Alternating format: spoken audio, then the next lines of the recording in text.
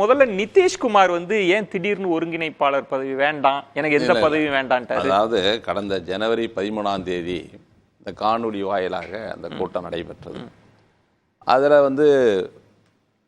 Mallikarjun Kharge India கூட்டணியின் தலைவர் என்பதில் அனைத்து கட்சிகளும் ஏற்றுக்கொண்டாங்க. அது பிரச்சனையே இல்லை. பேரை முன்மொழிந்த சீதாராம் யெச்சூரி உடனே எல்லாரும் ஒத்துக்கிட்டாங்க. அடுத்தது கன்வீனர் நிதிஷ்குமார் பெயர் முன்மொழியப்பட்டது. அதில் மம்தா பானர்ஜிக்கு ஏதோ ஒரு தயக்கம் இருக்கு.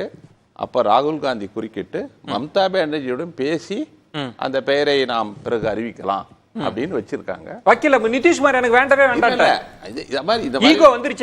இந்த மாதிரி எல்லாம் பிரச்சனைகள் வரும்போது அது பேசி தீர்க்கப்படும். நிதிஷ்குமார் அங்க பீகார்ல கூட்டணி, ராஷ்டிரிய ஜனதா தளம் இருக்கு, காங்கிரஸ் கூட்டணி அங்க இருக்கு. ஆக இந்த கூட்டணியில 26 கட்சிகள் நாங்கள் சேர்த்து 4 இடத்துல கூட்டம் நடத்திட்டோம். பாட்னாவில் நடத்தினோம், பெங்களூர் நடத்தினோம், மும்பையில் நடத்தினோம், டெல்லியில் நடத்தினோம்.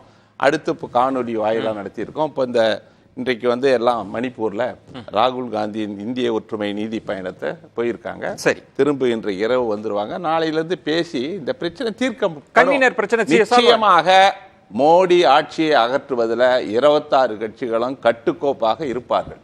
முன்ன பின்ன இருக்கும், பிரச்சனைகள் இருக்கும். ஒரு காலத்துல ஜெயபிரகாஷ் நாராயணன் தலைமையில முரண்பட்ட கட்சிகள், ஜெயபிரகாஷ் காந்தியினுடைய சீடர், ஆனால் காந்தி அதுல படுகொலையில சம்பந்தப்பட்டதாக கூறப்படுகிற கட்சிகளோடு RSS, ஜன்சங் எல்லாரையும் சேர்த்துக்கிட்டு அன்னைக்கு இந்திரா காந்தி எதிராக கூட்டணி அமைக்கலையா? ஒரு கிரைசிஸ் வரப்ப கூட்டணி compulsion, there is a compulsion to join together to defeat. அப்ப வந்தாங்க. அது மாதிரி இன்னைக்கு ஒரு கம்பல்ஷன் இருக்கு. அதாவது எல்லாருக்கும் ஒரு கட்டாயம் இருக்கு. அரசியல் கட்சிகளுக்கு, எல்லா கட்சிகள், மாநில கட்சிகளை பத்தி சொல்றாரு. நாங்கள் ஏதோ மாநில கட்சிகள் தயவில் இருக்கணும். நாங்க மாநில உரிமைகளை மதிக்கிற, மாநில கட்சிகள் ஆதிக்கம் செலுத்துகிற செல்வாக்குள்ள மம்தா பானர்ஜியை மதிக்கிறோம், ஆம் ஆத்மியை மதிக்கிறோம், கேஜ்ரிவாலை மதிக்கிறோம். நீங்க பலவீனமா இருக்கிறதுனால இது மாநில கட்சிகளை மதிக்கிறதுனால நாங்க பலகீனம்னு சொல்ல முடியாது.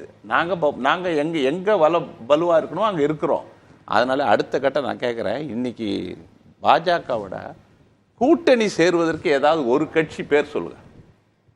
இன்னைக்கு மோடி இவ்வளவு செல்வாக்கா இருக்காருல்ல, 303 சீட்டு வச்சிருக்காருல்ல பார்லிமெண்ட்ல, லோக்சபா, அவரோட கூட்டணி சேருவதற்கு எந்த அரசியல் கட்சியாவது தமிழ்நாட்டில் யாருமே சேருவதற்கு பிஜேபியோட தயாரா இல்லை.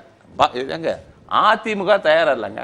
இதே அதிமுக ஜெயலலிதாவிடம் 27 சீட்டு வாங்கினோங்க. நாங்க 39ல 27 வாங்கினோம். அந்த வலிமை எங்களுக்கு இருந்தது. இன்னைக்கு இந்தியாவை ஆளுகிற பாஜக கூட்டணியே வேண்டாம் என்று சொல்லுகிறார்கள். யாரு? எடப்பாடி பழனிசாமி. ஏன்னா பாஜகவை சேர்த்தா நமக்கு எதிர்காலமே பாழாயிடும், வெற்றி வாய்ப்பே இருக்காது. அதனால ஒரு அரசியல் ரீதியாக ஒரு தீண்டத்தகாத கட்சியாக பாஜகவை அதிமுக கருதுகிறது. இப்படி அகில இந்திய அளவில் கூட எந்த கட்சி இருக்கு? ஒரு பிரதான தேசிய கட்சி ஒண்ணு சொல்லுங்க. யாருமே இல்ல.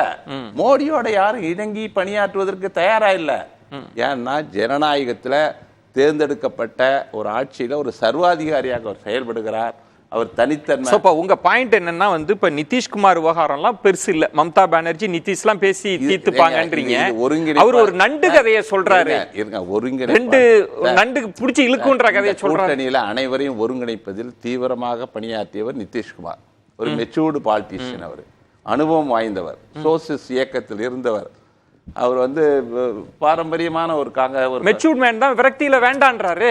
இது எனக்கு பதவியே வேண்டாங்கன்றாரு. எல்லாம் பேசி தீர்க்கப்படும். இன்னும் 2 மாசம் தான் தேர்தல். இது ஒரு 2-3 நாள்ல பாருங்க, நல்ல செய்தி வரும், பேசுவார்கள், தீர்க்கப்படும். அதனால இதுல எனக்கு மிகுந்த நம்பிக்கை இருக்கிறது. எல்லாரையும் சேர்க்கிற ஒரு கம்பல்ஷன் இருக்கு. மோடிக்கு எதிராக ஒரு வலிமையான கூட்டணி.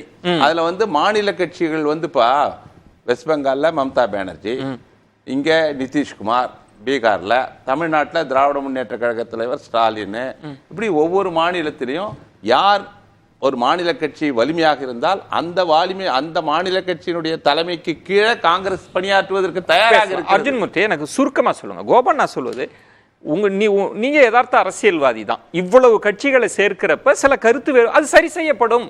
அடுத்த நகர்வை நோக்கி நகர்வோம், தொகுதி பங்கீடை நோக்கி நகர்வோன்றப்ப தொகுதி பங்கீடுலாம் இந்த கூட்டணியில பேச முடியாது. அதுக்குன்னு நாங்க ஒரு குழு வச்சிருக்கோம். அவங்க பேச போறாங்க. முகுல்வாஸ்னி கன்வீனராக அசோக் கெலாட், பாகல், அப்புறம் அவங்க எல்லாம் சல்மான் குர்ஷித் வச்சு ஒரு குழு.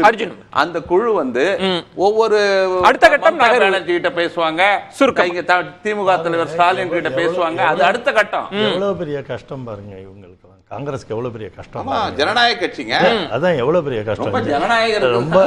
என்ன சார் கஷ்டம், அத சொல்லுங்க சார். ஜனநாயகமா எவ்வளவு கஷ்டம். ஒரு வலிமையான கட்சி 10 ஆண்டுகள் வந்து ஆட்சி புரிஞ்ச கட்சி, 10 வருஷத்துக்கு முன்னால 10 ஆண்டுகள் தொடர் ஆட்சி பண்ண கட்சி.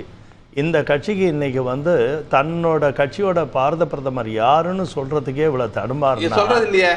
ஏன் சொல்ல வேண்டாமா? நாங்க எப்பயும் சொல்றது இல்ல. மன்மோகன் சிங் அறிவிச்சோமா? மன்மோகன் சிங் நாங்க அறிவிக்கிறது இல்ல.